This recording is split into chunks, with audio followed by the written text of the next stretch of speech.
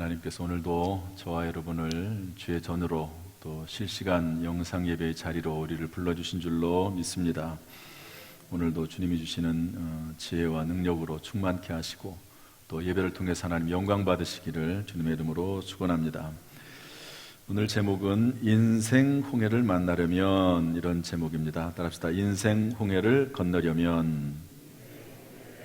다시 한번, 인생 홍해를 건너려면. 오늘의 주된 이야기의 주인공은 모세입니다. 모세는 애굽이라고 하는 나라의 왕자였죠. 원래 신부는 노예 출신인데 하나님께서 어떻게 잘 인도하셔서 애굽의 공주의 이렇게 양자로 들어가서 왕자가 되지요. 그러다가 자기 민족이 애굽 사람들에게 고난당하는 것을 보고 군인 하나를 쳐 죽이죠. 그래서 도망갑니다. 그래서 광야에서 40년 동안 양치기 생활을 하고 있는데 하나님께서 부르시죠.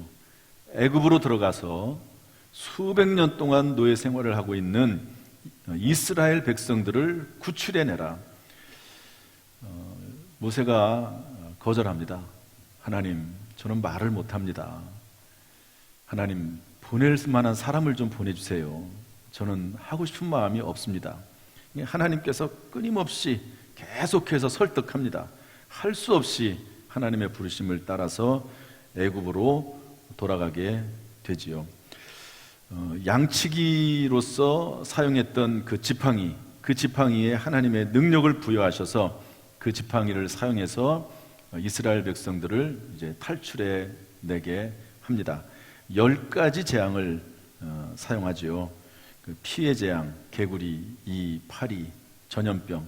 여러분, 요즘 우리나라가 전 세계적으로 전염병에 휩싸여 있지 않습니까? 전염병, 종기, 우박, 메뚜기, 흑암의 재앙, 마지막 장자의 죽음까지 이르러서 결국에는 내보내줍니다. 바로 애굽의 바로 왕이 내보내줘요. 빨리 나가라고. 더 이상 있으면은 뭐 어떤 더 큰 일이 생길지는 모르니까 할 수 없이 애굽의 그 이스라엘의 그 많은 노동력을 다 내보내줍니다.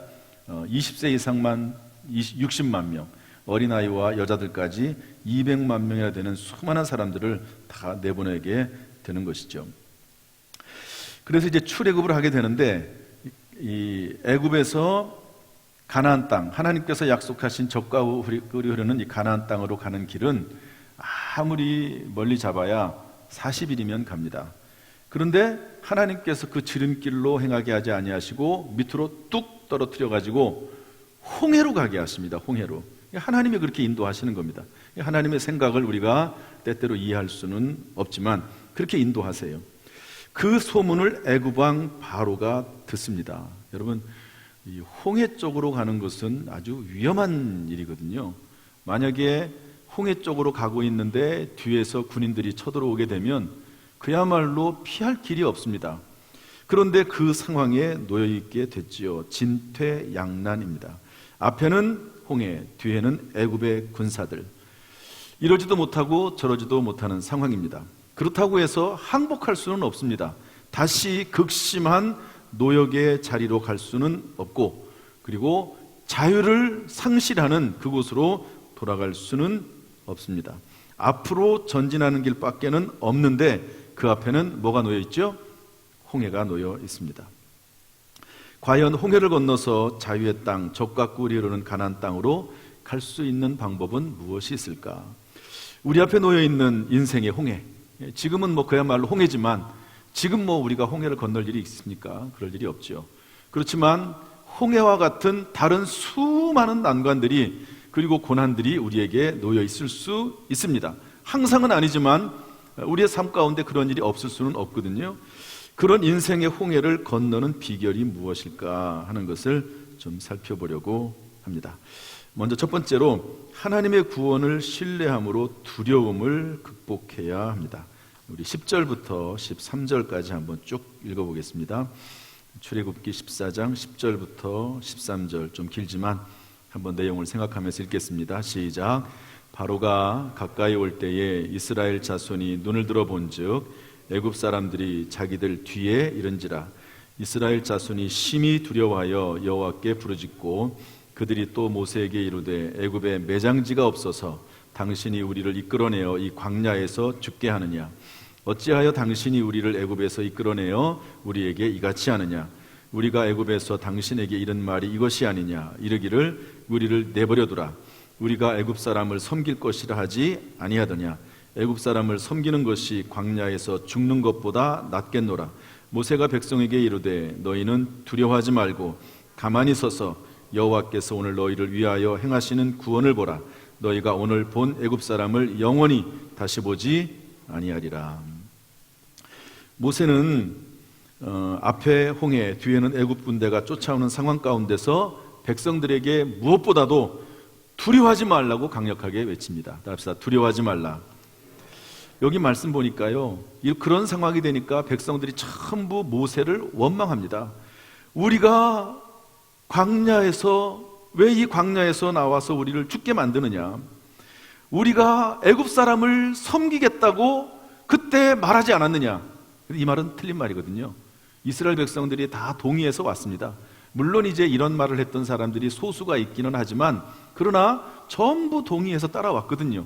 그러니까 그러나 어려운 상황에 딱 처하니까 그 자기들이 결정해서 합의해서 온 그런 상황은 다 잊어버리고 몇몇 소수의 사람들이 했던 부정적인 이야기를 내세워서 그것이 마치 전부인 것처럼 그렇게 이야기하는 것이죠. 그때 모세는 말합니다. 두려워하지 말아라. 두려워하지 말아라. 여러분, 두려움은 사람을 원망하게 만들고 불평하고 낙심하게 만듭니다. 두려움은 하나님을 보지 못하게 하고 환경에 얽매여서 헤어나오지 못하게 합니다. 두려움은 자신의 능력을 최소화시킵니다. 두려움에 빠지면 충분히 감당할 수 있는 능력이 있음에도 불구하고 그 능력을 발휘하지 못하는 거예요. 두려움, 낙심을 일으키고 두려움, 원망과 불평을 만들어내고 두려움, 결국에는 그 공동체를 파괴시켜버리고 맙니다. 따라서 우리는 하나님을 신뢰함으로 두려움을 제거하도록 힘써야 됩니다. 우리 앞에 놓여있는 홍해가 있을 때 제일 먼저 우리가 생각해야 될 것은 하나님을 신뢰함으로 두려움을 제거하는 것, 이것이 제일 먼저 요청이 되는 일입니다. 이런 아주 잘 알려진 유명한 이야기가 있습니다. 마귀가 은퇴를 하게 됐습니다. 물론 마귀는 은퇴를 하지 않죠. 그런데 이 이야기를 만들어낸 이유는 마귀의 속성에 대해서, 마귀의 하는 일에 대해서 잘 설명을 하고 있기 때문에 이런 말을 누가 만들어낸 것 같아요. 그러나 참 의미는 있습니다. 마귀가 은퇴를 하면서 후배 마귀들에게 지금까지 본인이 사용했던 모든 그 상품들, 도구들을 소개하고 판매하게 됐습니다. 이제 은퇴하니까 필요가 없는 거죠. 다 이제 판매를 하게 되는데 그 상품들은, 도구들은 사람들을 골탕 먹이고 위협하고 넘어뜨리고 망하게 할 때 사용했던 다양한 도구들입니다. 거기 보니까 꽤 비싼 가격이 매겨져 있는 것이 있는데 탐욕이라고 하는 겁니다. 탐욕. 마귀가 사람들을 넘어뜨릴 때 탐욕을 쓴다는 거죠. 여러분, 성경 말씀이 이렇게 되어 있습니다. 죄의 싹은 사망이요, 이런 말씀이 있잖아요. 욕심이 잉태한 즉 죄를 낳고 죄가 장성한 즉 사망에 이르느니라. 여러분, 욕심이 결국에는 죄를 낳게 되거든요. 그리고 나서 그것이 발전하다 보면 결국 죽게 되어 있습니다. 멸망하게 되어 있는 것이죠. 중요한 일이고 비싼 가격에 내놨습니다. 수근수근거리는 거, 나태한 거, 정욕, 열등감, 원망, 분노, 이런 것들은 전부 사람을 넘어뜨리는 데 쓰는 마귀의 수단입니다. 그런데 아주 비싼 가격표가 하나 붙어 있는데 뭐냐면 교만입니다. 교만. 여러분, 사람이 망할지 망하지 않을지를 살펴보는 중요한 수단 중에 하나는 교만입니다. 사람이 잘 될 때는요, 겸손하거든요. 늘 자기 자신을 낮추고 상대방을 높이고 그리고 함께 하려고 하는 그런 마음들이 있습니다. 그러나 어느 순간 교만이 찾아오게 되면 목에 힘이 들어가고 그리고 말이 뻣뻣해지고 그렇게 되는 것이죠. 그럼 교만한, 이미 그 사람은 교만에 들어서게 된 것입니다. 그러면은 결국에는 어떻게 됩니까? 그 사람은요, 행복을 잃어버리게 돼요. 그리고 결국에는 어려움을 당하게 되는 것입니다. 그런데 가장 깊숙한 곳에 가장 비싼 물건 하나가 있는 것을 후배 마귀들이 발견을 했습니다. 그러면 물어보지요. 아니 이게 뭔데 이렇게 비쌉니까? 은퇴하는 마귀가 허허하고 웃더니 이렇게 말합니다. 이것은 위에 모든 무기들이 통하지 않을 때 사용하는 것이지 이 녀석이 신통하게 재주를 부려서 나의 목적을 달성해줘. 여기에 걸리기만 하면 예수를 잘 믿는다는 사람도 여지없이 넘어지곤 해. 이건 정말 내가 아끼는 비밀 병기야. 후배들이 궁금하지 않습니까? 그래서 물어봅니다. 도대체 그 물건의 이름이 뭡니까? 그랬더니 그것은 낙심이라고 하지. 낙심. 여러분, 사람이 낙심하게 되면 참 길이 없습니다. 낙심하게 되면 낙심은 두려움에 쏘고요, 또 그 낙심은 두려움을 일으킵니다. 모든 소망이 사라지고 두려움에 빠져서 헤어나지 못하고 결국 파멸하게 되는 것, 두려움, 절망, 낙심입니다.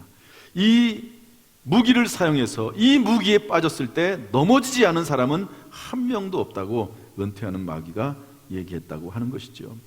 이처럼 낙심과 절망과 두려움은 정말 우리의 인생을 파괴하게 됩니다. 제가 알고 있는 교수님, 구약학 교수님이 한 분 계신데 그분은 차준이라고 하는 분입니다. 한세대학교 신학대학으로 시작을 했는데 이제 여러 다른 단과대학들이 많이 생긴 그런 대학입니다. 이분이 독일 본대학에서 신학박사학위를 받았는데요, 어느 날 어느 순간에 하나님께서 구약 신학자의 꿈을 주셨습니다. 신학의 꿈도 많이 있습니다. 신학에는 뭐 실천신학, 뭐 또 구약신학, 신약신학, 또 조직신학, 뭐 이런 여러 가지 신학들이 있거든요. 그런데 구약 신학자의 꿈을 주셨어요. 그러나 이분이 그것을 이루기는 참 어려웠습니다. 가난했어요. 아침을 거의 신학생 시절에는 거의 아침을 굶었습니다. 돈이 없어서. 점심은 핫도그와 물 2대접을 먹고 끝냈습니다. 저녁에는 친구의 도움으로 밥을 먹었습니다. 저도 이제 신학대학을 다녔지만 신학대학 군에 식당이 있거든요. 그러면 이제 식권을 내면 밥을 퍼줍니다.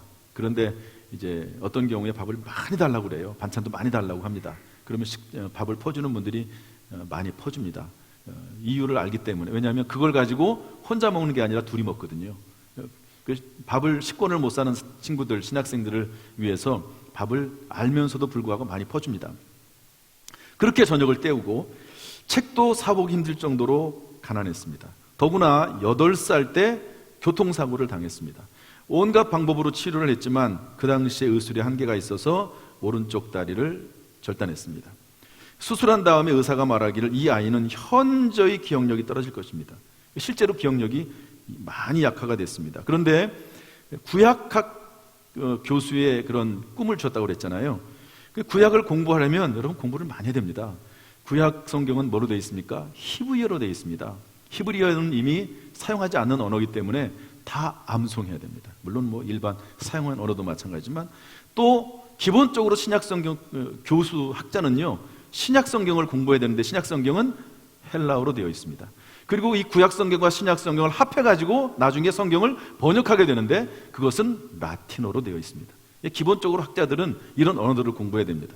신학자들은 영어를 공부해야 됩니다. 신학자들은 독일이 신학이 발전했기 때문에 독일어를 할 줄 알아야 됩니다. 그러니까 여러분, 이 신학 교수가 된다고 하는 게 참 어려운 일이거든요. 그런데 이분이 구약학 교수를 해야 되는데 기억력이 너무너무 감퇴가 되고 약해져서 할 수 있는 가능성이 거의 없습니다.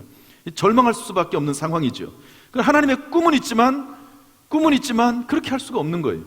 인생의 미래에 대한, 그것을 꿈을 이루는 것을 떠나서 인생의 미래에 대한 두려움이 수시로 쓰나미처럼 몰려오게 됐습니다. 그때 이분이 절망하지 않고 두려움이 밀려올 때는 더 기도하고 하나님께 가까이 나아갔습니다. 이 두려움과의 싸움이죠.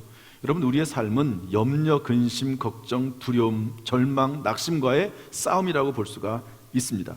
그런데 이것을 견뎌냈습니다. 결국에는 독일로 유학 가게 되고 돌아와서는 신학 교수도 돼서 책도 많이 써내거든요. 이분이 주신 책들이 좀 있습니다. 그런데 아주 정말로 잘 가르치는 그런 분이 됐습니다. 사랑하는 성도 여러분, 혹시 여러분들이 건너야 할 인생 홍해가 있습니까? 그렇다면 그 홍해만 바라보지 마시고 무엇보다도 그 홍해 앞에서 하나님을 믿는 그 믿음 안에서 하나님을 신뢰함으로 두려움을 극복할 수 있기를 주님의 이름으로 축복합니다. 하나님이 저와 여러분을 사랑하시는 줄로 믿습니다. 하나님께서 우리를 선택하시고 예정하셔서 참으로 우리의 모든 인생 가운데 함께 하실 줄로 믿습니다. 인생 홍해를 건너서 반드시 잘되게 되기를 주님의 이름으로 축복합니다. 두 번째로 인생 홍해를 만났을 때 부르짖어 기도해야 합니다. 우리 14절 15절 말씀 다 같이 읽어보겠습니다. 14절 15절 시작. 여호와께서 모세에게 이르시되 너는 어찌하여 내게 부르짖느냐. 이스라엘 14절 15절 다시 읽습니다. 시작. 여호와께서 너희를 위하여 싸우시리니 너희는 가만히 있을지니라. 여호와께서 모세에게 이르시되 너희는 어찌하여 내게 부르짖느냐. 이스라엘 자손에게 명령하여 앞으로 나아가게 하고. 백성들에게는 두려워하지 말라고 말씀하고 나서 모세는 뭐 했을까요? 기도했습니다. 앞에는 홍해, 뒤에는 군사와 병거들, 뭐 할 수 있는 일이 뭐가 있습니까? 백성들은 군인들이 아니거든요. 칼이나 창이나 무기들도 없습니다. 그러니까 하나님 앞에 기도할 수밖에 없는 것이죠. 그러고 있는데 하나님께서는 뭐라고 말씀하시냐면 어찌하여 내게 부르짖느냐 이렇게 말씀하십니다. 어쨌든 뒷부분에 하나님 하시는 말씀이 있는데 일단은 모세는 하나님 앞에 부르짖어 기도했다고 하는 것입니다. 여러분, 기도는 우리의 문제에 하나님이 개입하시도록 요청하는 것입니다. 따라서 합시다. 기도는 우리의 문제에 하나님이 개입하시도록 요청하는 것이다. 여러분, 왜 하나님이 개입하시도록 요청해야 될까요? 우리 앞에 놓인 홍해를 건너고 승리하게 되는 비결은 결국 하나님이 개입하셔야만이 하기 때문에 그렇습니다. 하나님이 개입하시면 대역전극이 일어나기 때문에 그렇습니다. 하나님은 전능하신 하나님이시기 때문에 그렇습니다. 그래서 시편 50편 1절에는 뭐라고 말씀하고 있냐면 전능하시니 여호와 하나님께서 말씀하사 이렇게 되어 있습니다. 따라합시다. 전능하신 하나님. 우리 사도신경도 이렇게 말씀하고 있지 않습니까? 전능하사 천지를 만드신 하나님 아버지를 내가 믿사오며. 여러분, 두려움이 엄습할 때 우리는 그 마음속에 하나님을 신뢰함으로 두려움을 제거하고 하나님 앞에 나아가는데요, 하나님 앞에 나갈 때 우리의 믿음이 늘 떨어질 때가 있습니다. 그러면 전능하신 하나님을 의지해야 됩니다. 저는 사도신경 주기도문을 많이 웬다고 말씀을 드린 적이 있습니다. 사도신경을 외우면 이렇습니다. 암송하면 전능하사 천지를 만드신 하나님 아버지를 내가 믿사오며 또한 예수 그리스도를 믿고 성령을 믿고 교회를 믿고 그리고 하나님이 죄 사하실 것을 믿는다고 하는 우리의 믿음을 계속 사도신경을 통해서 고백하는 것이죠. 그럼 믿음이 생기게 되고 다시 기도할 수 있게 되는 것입니다. 이렇게 우리가 부르짖어 기도할 때 전능하신 하나님은 이런 일을 행하십니다. 예레미야 33장 2절 3절 말씀 다 같이 한번 읽어보겠습니다. 예레미야 33장 2절 3절 시작. 이를 행하시는 여호와 그것을 만들며 성취하시는 여호와 그의 이름을 여호와라 하느니가 이와 같이 이르시도다. 너는 내게 부르짖으라. 내가 내게 응답하겠고 내가 알지 못하는 크고 은밀한 일을 내게 보이리라. 아멘. 여러분, 우리가 부르짖어 기도할 때 전능하신 하나님은 이를 만들어 성취하실 줄로 믿습니다. 이전에 제가 한번 드린 말씀인데요, 여러분, 2차 세계대전이 있었습니다. 독일이 일으켰습니다. 히틀러가. 그리고 거기에 일본, 이탈리아 사람들 나라가 가세를 했습니다. 싸움을 잘해요. 승승장구합니다. 다른 나라들이 연합군을 만들게 되죠. 그러나 역부족입니다. 그때 연합군의 대표적인 그 나라가 영국인데 그 영국의 수상은 처칠이었습니다. 처칠, 유명한 사람이죠. 이분이 전세가 점점 기울어지는 것을 보고 당시에 최강대국인 미국에 도움을 요청합니다. 미국은 그 싸움에 끼어들기를 원치 않았습니다. 당시에 미국의 대통령은 루즈벨트였는데 루즈벨트에게 정말 간곡하게 얘기를 했더니 그것이 어느 정도 통했습니다. 그리고 루즈벨트 대통령은 이제 또 의회를 설득해야 되니까 의회를 설득하기 시작을 했습니다. 그러면서 뭐라고 말을 했냐면 이렇게 얘기했다고 그래요. 옆집에 불이 났는데 가만히 있으면 우리 집에도 불이 붙습니다. 우리가 지금 도와주지 않으면 이것은 우리의 문제가 될 것입니다. 그랬더니 의회가 설득이 됐어요. 그러나 완전히 그 전쟁에 가입하는 것은 아니고 그냥 군수 물자를 지원하는 그런 정도였습니다. 그러다가 결정적으로요, 일본이라고 하는 나라가 겁도 없이 미국을 공격합니다. 진주만을 새벽에 공급하죠. 주일날 공습합니다. 그 이후 미국이 전쟁에 적극 가담하게 되죠. 여러분, 초강대국인 미국이 그 전쟁에 2차 세계대전에 이렇게 개입하게 된 결과는 어떻게 됩니까? 2차 세계대전이 종식됩니다. 그 연합군이 점점 힘을 얻게 됩니다. 그리고 특별히 진주만을 공습했던 일본은 어떻게 되죠? 여러분, 일본에 미국이 히로시마와 나가사키에 원자폭탄을 투하합니다. 아마 전쟁에서 원자폭탄을 공식적으로 사용한 것은 지금까지 인류 역사상 딱 한 번입니다. 나가사키와 히로시마에 일본에 떨어뜨린 원자폭탄이죠. 그 결과로 인해서 우리나라도 해방이 됩니다. 우리나라가 독립군들이 참 수고를 많이 했지만 결정적으로 해방하게 된 것은요, 원자폭탄 때문에 그렇습니다. 만약에 그 원자폭탄이 히로시마나 나가사키가 아니라 일본의 수도인 동경에 떨어졌으면 어떻게 되겠습니까? 그것은 뭐 상상할 수도 없는 일이죠. 그러니까 일본이 무조건 천황이 항복하게 되는 것입니다. 미국이 가입하니까 전쟁이 끝나게 되는 거죠. 여러분, 우리의 인생 가운데 홍해와 같은 일들이 닥쳤을 때 그 문제를 해결하는 것은 사람의 노력도 필요하고 또 사람의 도움도 필요하지만 가장 중요한 것은 하나님께서 그 인생의 홍해 가운데 개입하는 일입니다. 여러분, 하나님의 그 개입하심을 위해서 하나님 앞에 부르짖어 기도할 수 있기를 주님의 이름으로 축복합니다. 그로 인해서 어떤 인생 홍해를 만났다 할지라도 오히려 하나님의 도우심으로, 하나님의 개입하심으로 더 잘 되는 역사가 있기를, 합력하여 선이 되시기를 주님의 이름으로 축복합니다. 마지막 세 번째로 인생 홍해를 만났을 때 부르짖어 기도함을 넘어서 행동해야 됩니다. 따라서 합시다. 부르짖어 기도함을 넘어 행동해야 합니다. 우리 15절 16절 말씀 읽어보겠습니다. 15절 16절 시작. 여호와께서 모세에게 이르시되 너는 어찌하여 내게 부르짖느냐? 이스라엘 자손에게 명령하여 앞으로 나아가게 하고 지팡이를 들고 손을 바다 위로 내밀어 그것이 갈라지게 하라. 이스라엘 자손이 바다 가운데서 마른 땅으로 행하리라. 그래서 하나님께서 요청을 하세요. 열심히 부르짖고 있는 모세에게 뭘 명령하시죠? 이제는 행동하라는 거예요. 백성들로 하여금 앞으로 나가게 하라는 겁니다. 지팡이를 들고 바다를 가리켜서 그 바다가 갈라지게 하라는 겁니다. 여러분, 그랬더니 밤새도록 동풍이 불고, 그리고 하나님께서 쫓아오던 그 애국 군대는 하나님께서 흑암으로 막아주시고, 그래서 밤새도록 바람이 불게 하셔서 홍해가 갈라지게 하시고, 사람이 생각할 수 없는 방법을 하나님이 사용하셔서 홍해를 갈라지게 하시고 이스라엘 백성들이 건너게 하는 것을 볼 수가 있습니다. 여러분, 기도와 행동은 동전의 양면인 것 같습니다. 기도와 행동은 기차의 두 레일과도 같습니다. 서로 분리돼서는 생각할 수 없습니다. 항상 함께 존재합니다. 물론 오직 기도밖에 할 수 없는 상황도 있습니다. 그러나 대부분은 기도하면서 하나님의 지혜와 능력을 얻어서 행동해야 됩니다.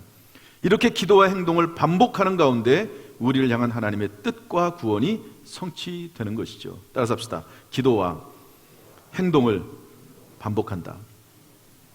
여러분, 하나님 앞에 우리의 인생에 홍해가 놓였을 때 하나님 앞에 기도하면 하나님께서 기도하는 가운데 지혜와 능력을 주시거든요. 갈 길을 알려주십니다. 징검다리 하나를 딱 보여주세요. 징검다리.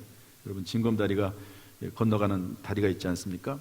그러면 그 기도하는 가운데 징검다리를 보고 딱 밟습니다. 그리고 또 길이 막힐 때가 있어요. 그리고 하나님 앞에 기도하면 하나님께서 또 징검다리 하나를 보여주십니다. 그래서 그걸 밟고 지나가게 되는 것이죠. 이렇게 기도하는 가운데 힘을 얻고 지혜를 얻고 길을 발견해요. 그리고 움직입니다. 행동합니다. 그 길을 따라가는 거죠. 그리고 또 막힙니다. 그러면 하나님 앞에 또 기도하면서 하나님의 지혜와 능력과 길을 찾습니다. 이렇게 한 걸음 한 걸음 걸어가게 되는 것이죠. 우리의 방법과 하나님의 방법은 다릅니다. 우리의 시간과 하나님의 시간도 다릅니다.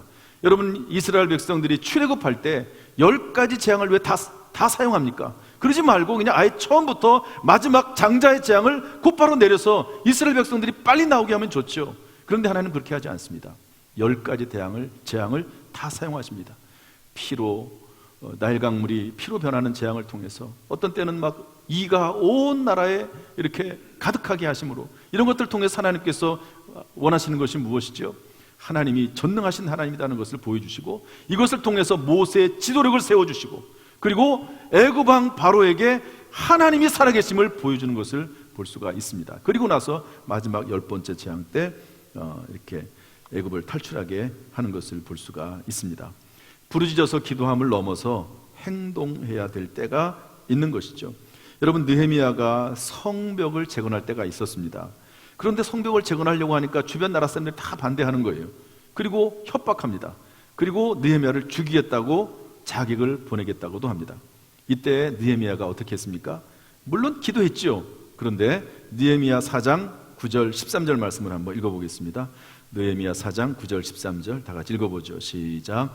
우리가 우리 하나님께 기도하며 그들로 말미암아 파수꾼을 두어 주야로 방비하는데 내가 성벽 뒤에 낮고 넓은 곳에 백성이 그들의 종족을 따라 칼과 창과 활을 가지고 서 있게 하고, 당연히 기도하지요. 어려운 일을 만났을 때, 인생의 홍해를 만났을 때 하나님 앞에 부르짖어 기도합니다. 그런데 그것만 하는 게 아니고 파수꾼을 두어서 방비하게 합니다. 심지어 칼과 창과 활을 가지고 지키게 합니다. 혹시 대적이 침입하면 싸우면서까지라도 하나님이 말씀하신 성벽을 재건하는 데 앞장섭니다. 그래서 52일 만에 성벽이 재건이 되죠. 청교도 선교사 엘리엇은 이런 말을 했습니다. 우리는 가만히 앉아서 기적을 기다릴 수는 없다. 하나님 앞에 기도하고 일어나서 행동하라.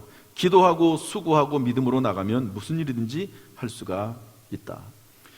미국의 백화점왕 1700여 개 백화점을 만들었던 페니는 이런 말을 했습니다. 성경의 원리에 따라 행동한다면 당신도 반드시 성공합니다.